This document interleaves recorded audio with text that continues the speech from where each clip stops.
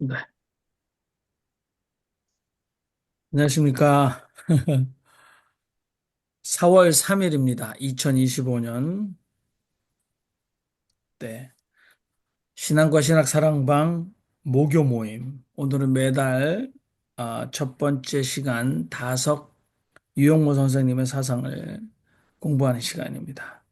다석 신학자 윤정인 신부님께서 다석 일지의 훈민정음체와 한글의 전망 강연 먼저 해주시겠습니다. 반갑습니다.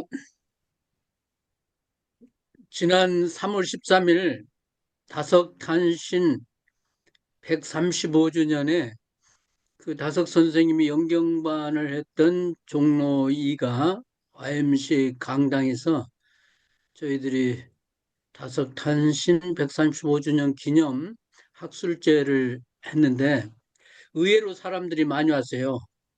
그 강당에 꽉 찼는데 그런데 놀랍게도 젊은 사람들이 많이 이번에는 눈에 띄었다는 점이 좀 다른 점이에요. 그리고 늘 기념식 하면 나이 드신 분들이 많았었는데 이번에는 나이 드신 분이 그렇게 뭐 물론 있지만은 그래도 상당히 눈에 띄게 젊은이들이 많았다라는 점이고 그리고 어, 젊은 사람들이 상당히 활기가 있고 또 그 열망이 있더라고요. 이렇게 와서 이 얘기하는 거 보니까 다섯에 대해서 나름대로 공부하고 그리고 다섯에 대해서 관심을 많이 보이더라고요. 그 이번에 특별한 것은 이제 훈민정음 제가 그 디자인과 아주 밀접한 관계 있고 디자인으로서의 아주 좋은 그런 채라는 거를 그 안상수 선생이 와서 발제도 하고 그 안상수 선생의 그 철학도 아주 깊더라고요. 다섯의 늙은이 풀이, 늙은이, 그 도덕경도 공부를 깊이 했고, 그리고 다섯의 철학에 대해서도 상당히 깊이 연구를 하시고, 그 다섯의 한글, 훈민정음체로 보는 그림 문자에 대해서도 상당히 조예가 있고, 그러한 관점에서 또 디자인을 시도하고 또 제자들에게 가르치고 있더라고요. 그래서 그러한 것들이 상당히 고무적인 것이었고, 그리고 젊은 분인데 석사학위를 그 훈민정음 다섯과 관련해서 디자인을 또 전공한 분도 있더라고요. 그래서 야, 이렇게 새로운 분야로 이것이 막 이렇게 확장되면서 다속 사상이 상당히 홍보도 되고 이게 확산되겠다라는 그런 걸 느꼈어요. 그래서 우리가 10월 9일 날 그 한글날에 광화문에서 퍼포먼스 하기로 했는데 그런 것도 같이 이 얘기를 하고 그다음에 랩도 만들고 그리고 너울너울 춤도 추고 그런 것들을 하기로 했는데 상당히 반응도 좋고 함께 하겠다는 그러한 사람들이 있어요. 그래서 야, 우리가 새로운 운동을 할 수 있겠구나, 새로운 일을 할 수 있겠다라는 생각을 했습니다. 그리고 다석의 훈민정음체로 보는 다석일지를 다시 보니까 그 어려운 다석일지가 이렇게 해독이 된다는 사실, 그리고 다석사상이 이 훈민정음과 밀접한 관계가 있다는 거, 그것을 이제 이번에 깊이 들여다 볼 수가 있었어요. 그래서 주제도 한글에 깃든 다석의 하늘이라는 그런 주제로 세미나도 했었는데 상당히 열기가 있었습니다. 제가 이제 그때 준비한 거 뭐 서론만 저는 이제 거의 말하고 본론은 거의 얘기를 못 했는데 오늘 제가 이제 소개를 하고 싶은 거는 다섯 일제에 나오는 그림 문자 예를 들어가면서 한글의 앞으로의 전망 그런 거에 대해서 같이 얘기를 나눠볼까 합니다. 예, 한글의 전망에 대해서 뭐 세계적인 언어로 또 앞으로 국제 공용어로 될 가능성이 있다. 뭐 이런 얘기를 우리가 하면 국뽕이다. 너무나 국수적인 그런 관점이다라고 생각하는데 제 얘기가 아니라 외국 언어학자들이 말하는 거를 제가 찾아서 그들의 입을 통해서 함께 들어보고 그리고 한글의 가능성을 찾아보고자 합니다. 일지에 나오는 1955년 4월 26일 또 1956년 4월 26일에 똑같이 하루 때문이라고 이렇게 훈민정음체로 쓰고 일지를 시작했다는 거. 1955년 4월 26일에서 75년 4월 75년까지 20년, 약 20년간 그 일지가 훈민정음체로 쓰였다는 것이 새로운 발견이에요. 그래서 에, 한글의 가능성을 그림 문자를 통해서 저는 이제 찾아보려고 합니다. 세계 언어학자들의 한글에 대한 이해를 제가 쭉 찾아보니까 1960년대 이미 마틴 교수가 한글은 세계에서 으뜸가는 문자이다라는 주장을 했더라고요. 그리고 1960년대 메릴랜드대 램지 교수도 한글의 우수성을 강의하고 한국어 수강생들과 한글라는 붓글씨를 쓰고 전시회를 가졌더라고요. 상당히 한글의 우수성을 발견하고 이분은 붓글씨를 친히 쓰고 그 수강생들과 함께 전시회를 한글날마다 가졌더라고요. 근데 너무나 오래전이고 1960년대니까 우리가 이목을 끌 수 없는 그런 상태였는데 이미 이러한 일들이 시작됐더라고요. 라이언스 하버드대 언어학자는 한글이 오늘날 사용되는 문자체계 중 가장 과학적이다. 1960년대 이미 주장을 했어요. 그 언어학자들이라 이 한글에 대한 특별한 관점을 가지고 보았더라고요. 그리고 네덜란드 라이덴 대학 포스 교수는 한국 문자, 이두와 한글이라는 제목으로 책을 냈는데 한국인이 세계에서 가장 좋은 알파벳을 만들었다. 이 책에서 주장을 하고 있습니다. 제임스 맥컬리 시카고 대학의 이 교수는 한글이 좋음, 음성학적 분석을 바탕으로 만들어진 알파벳이며 소리의 음성적 특징을 시각하는 데 있어 우수한 문자이다. 그러니까 음성적인 그 구조, 과학적인 이 목에서 나오는 또는 입술에서 나오는 그 모양, 그걸 과학적으로 표현한 이 한글을 보고 우수한 문자라고 주장을 했고, 함부르크 대학 교수였던 사세 교수는 한국에 와서 살아요. 이분은 독일 최초의 한국학 박사신데, 예, 한국이 좋아서 또 한국 기하집에 와서 사셔요. 담양에 와서 사시고.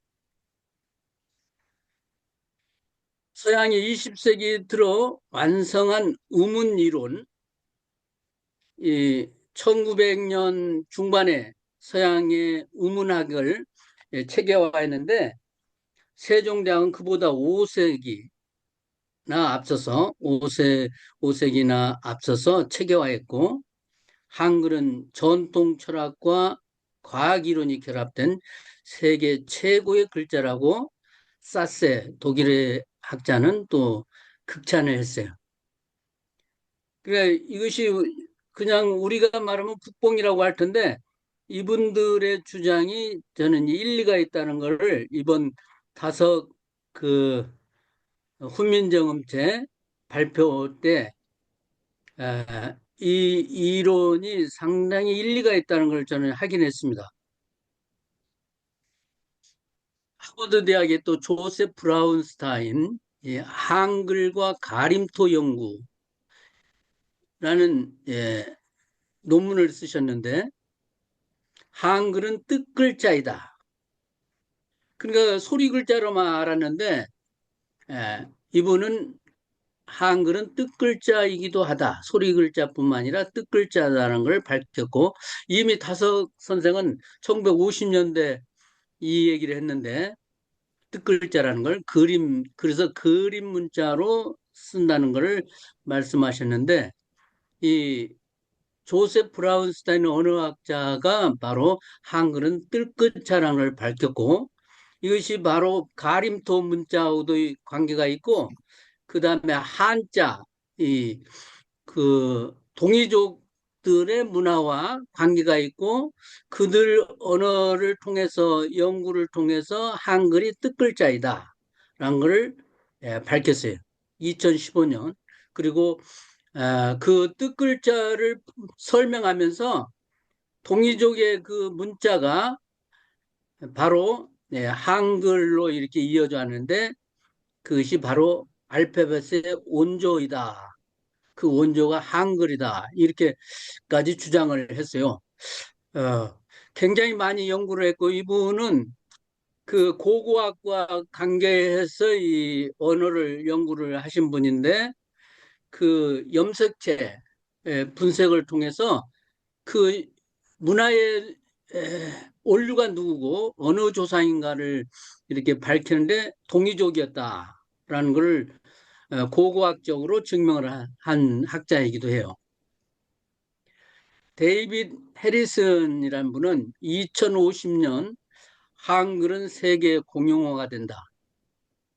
100년 후 살아남을 10대 주요 언어로서는 6개 유엔 공용어, 영어, 아랍어, 스페인어, 러시아, 프랑스에 이것에 독일어, 일본어, 히브리어 그리고 하나가 더 가미된다면 한국어가 될 거다. 이렇게 데이빗 해리스 언어학자는 이 얘기를 했어요. 그러니까 상당히 가능성이 있는 것 같아요. 그리고 미 군정에서 한글 교육 그, 대한 논문 그리고 연구 관계가 이제 얼마 전에 폭로가 됐는데 한글의 우수성을 덮기 위해서 영어 교육을 어떻게 할 것인가 미 군정의 그 국어 정책 그것이 발표가 이제 그 오픈이 됐잖아요. 비밀 문서가 해제돼서 그런데 한국어 특히 한글의 우수성을 미군들이 이미 알았어요. 미 군정에서 알고 그리고 다른 언어 일본어나 영어 다른 언어보다도 몇 배 빠르게 같이 실험했는데 몇 배 빠르게 한글을 빨리 익히고 빨리 습득할 뿐만 아니라 이 응용을 제일 잘하는 언어로 미국 학자들이 밝힌 것을 이제 예, 덮었던 거 그거를 쓰지 못하게 했던 것들이 이제 드러났죠. 데이비드 맥킨이라는 하버드대 언어학자는 외국인이라도 한글을 쉽게 익힌다. 이 미 군정 때 이거를 이미 연구해서 밝혔는데 데이비드 맥킨도 어떤 언어보다도 빨리 익히는 그런 체계를 가졌다. 과학적인 언어다. 체계적인 언어다. 그래서 이제 인도네시아 찌아찌아 부족이 이제 문자가 없는데 언어만인데 사라지는 언어이기 때문에 15년 전부터 우리 한글을 관계된 분들이 가서 아, 한글로 표기하도록 없어지는 이 문자 그래서 한글로 전부 썼는데 전체가 한글로 잘 표현할 뿐만 아니라 아, 그 언어의 모든 발음을 우리 한글로 전부 표현이 되는 거예요. 그래서 지금 상당히 성공적인 언어로 인정을 받고 유엔에서도 한글을 세계 공용어로 인정을 하게 된 그런 사례가 있죠. 이런 차원에서 이제 우리 한글의 앞으로의 예, 전망을 우리가 찾아볼 수 있습니다. 그 과학적이고 그다음에 한글이 예, 천문학 그리고 삼재 사상 그것뿐만 아니라 주역의 역학 구조 그리고 음양 오행 이런 것들을 다 담는 언어이기 때문에 말 그 자체에 철학이 있고 그다음에 소리가 있고 그리고 뜻이 담겨진 언어이기 때문에 앞으로 이런 언어는 이 세상에 찾아보기 쉽지 않은 언어라는 것을 언어학자들이 알게 됐고 우리 훈민정음 해례본이 발견되면서 이 어떻게 이 문자를 만드는데 아주 자세히 설명이 됐고 그 해례본을 보면 얼마나 이 우수한 문자인지를 우리가 알 수 있어요. 그런데 우리가 이 해례본을 읽지 않는다는 문제예요. 한국인들이 더 모르고 한국인들이 읽지를 않아요. 그래서 우리가 이 해례본을 공부하면서 한글을 앞으로 세계적으로 어떻게 할 건지 우리도 같이 다른 나라의 언어학자들이 얘기해서 우리가 그냥 무임승차할 것이냐 우리가 노력하고 우리가 연구하고 우리가 홍보해서 만들어가야 한다고 저는 생각됩니다. 그래서 다석 선생은 왜 그림 문자를 썼는가? 그도 그림 문자, 거리 문자. 다석 선생님은 이 훈민정음이란 것은 바른 소리고 옳은 소리고 똑바른 소리이기 때문에 하나님의 소리라고 정의를 했고 그 다음에 이 세상의 모든 자연은 하나님의 편지글이라고 생각했기 때문에 이게 움직이는 글자예요. 이 세상의 자연이 우주가 하나님의 편지글인데 움직이는 언어예요. 그래서 움직이는 언어를 어떻게 담느냐. 이 평면에 글자로 우리가 다 담을 수 없으니까 뜻을 담을 수가 없으니까 그림으로 표현한 거예요. 4차원 입체적으로 이 글을 훈민정음을 통해서 다석선생은 표현했던 거예요. 그래서 예, 이 하나님의 편지글, 이 자연은 하나님의 편지글인데 이것을 어떻게 하면 표현할까 해서 그림으로 그려서 했다는 거. 그래서 다석 선생님의 일지에 보면 다 이런 후민정음자를 어떻게 읽을 거고 없어진 글자는 어떻게 우리가 에, 발음하는 건지 그도 잊어버린 것들을 다 찾아서 예로 내놓고 읽는 법 그리고 소리 내는 거를 다 설명했어요. 그러니까 1955년에 이미 이 후민정음 학자가 됐던 거예요. 우리 국어학자보다 훨씬 이 해례본을 완전하게 이해했고 그다음에 주역을 알았기 때문에 이분은 주역뿐만 아니라 동양의 철학 그다음에 천문학까지 알았기 때문에 그 정인지가 쓴 그 서문 그 정신을 아주 정확히 이해하고 그대로 그거를 적용해서 훈민정음체를 살려내고 없어진 것을 사례로 들어서 발음하는 법까지 이렇게 다 했다라는 사실을 우리가 봐야 할 것 같아요. 여기 입술 모양, 목구멍 모양까지 다 했어요. 다쓰기일지 이렇게 나왔어요. 그리고 특별히 한글날 10월 9일 전후로 또 이렇게 도표를 쓰고 설명하고 훈민정음의 우수성을 계속 썼다는 거. 그만큼 훈민정음을 사랑했던 분이었다는 걸 일지를 통해서 우리가 볼 수 있어요.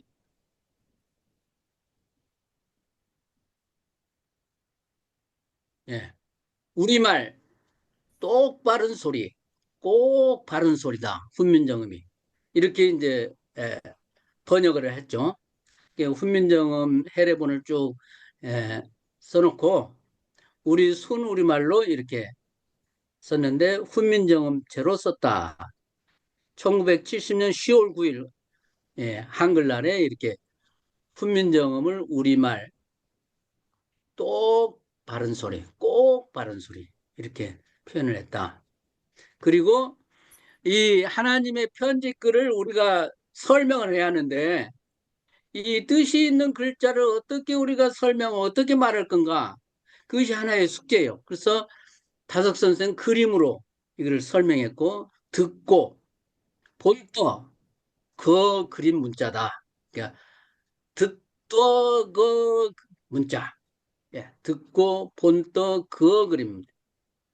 그러니까 우리가 사랑한다. 여보, 내 당신을 좋아해. 그냥 그렇게 말하는 거예요. 여보, 내가 당신을 얼마나 이렇게 감정이 들어가면 이게 표현이 다르잖아요. 그러니까 언어도 그렇다는 거예요.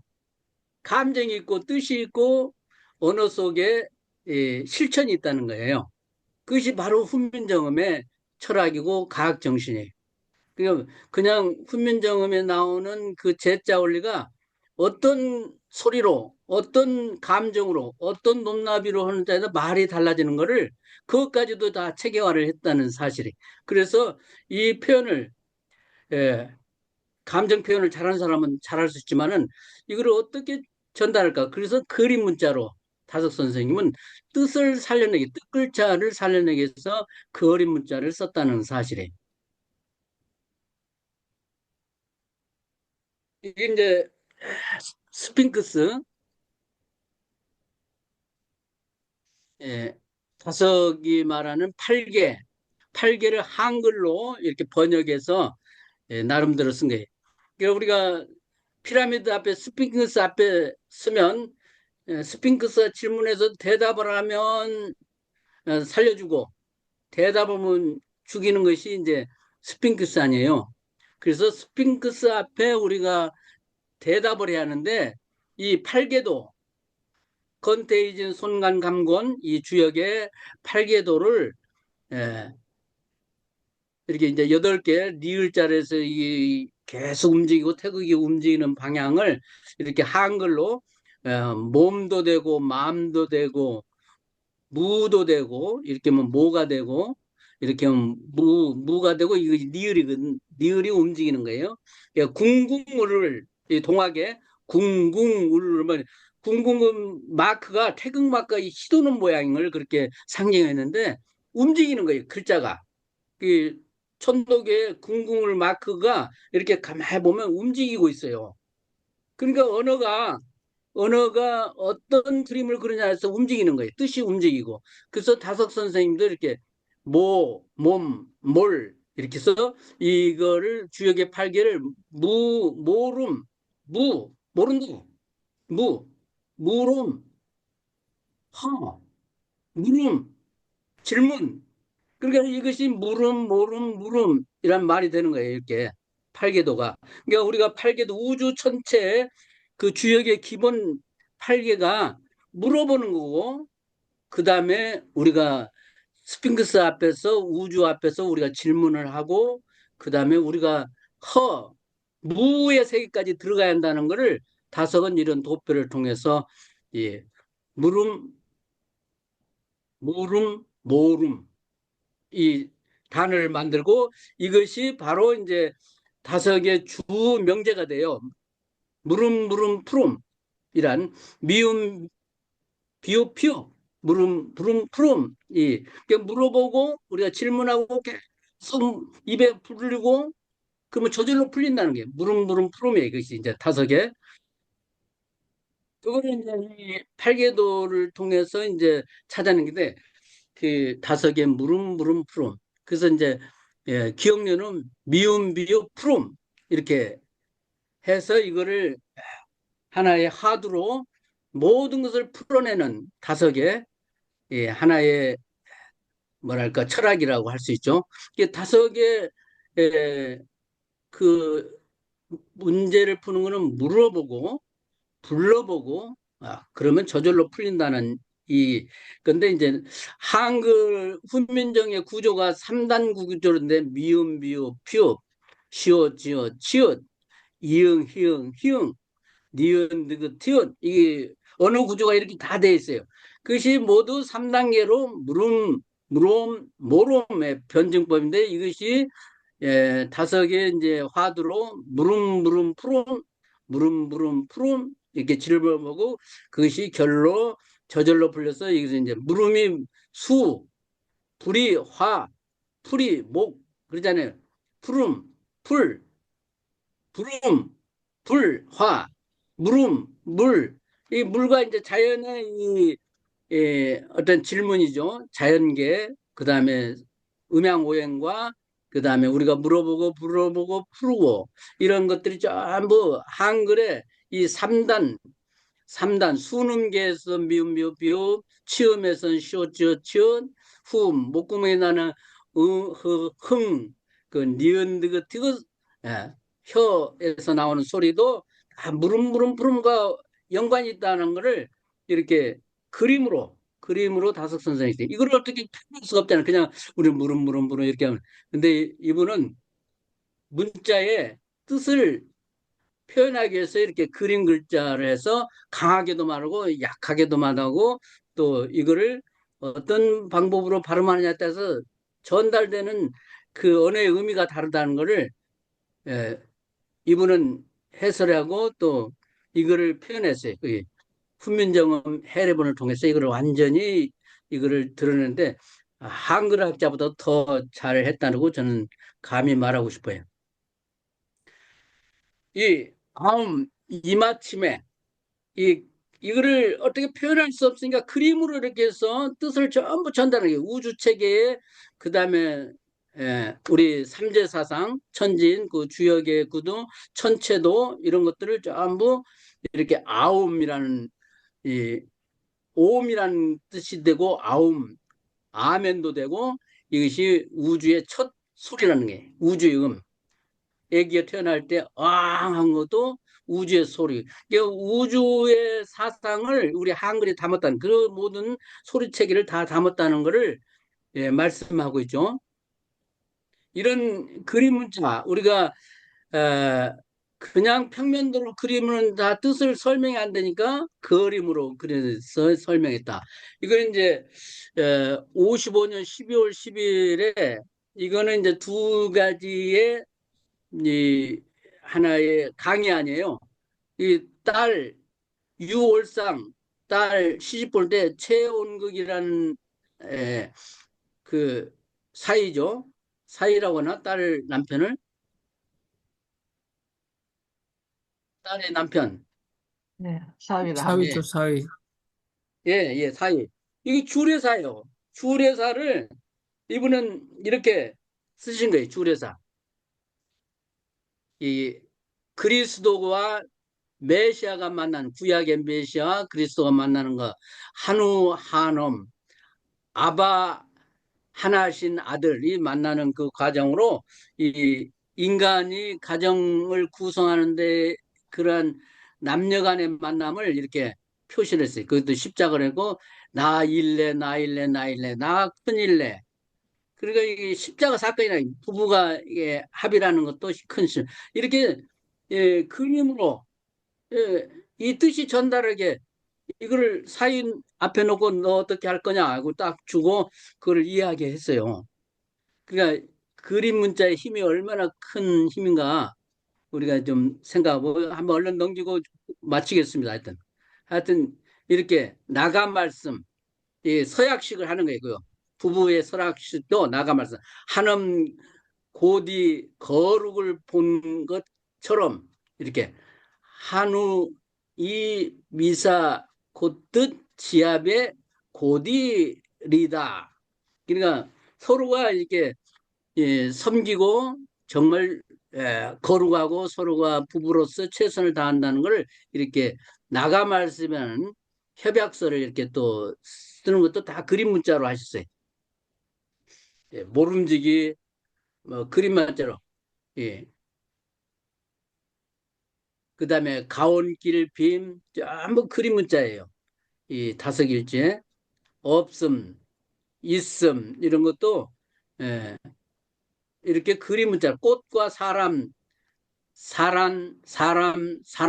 한 글자로 이렇게 압축해서 쓰기도 하고 꽃도 되고 곧도 되고 이렇게 글자를 꽃 이렇게 하나의 세 개의 받침을 넣어서 세 가지 뜻을 다 했고 여기 사랑 이것도 하나로 합쳐서 이렇게 문자 체계를 만들었어요.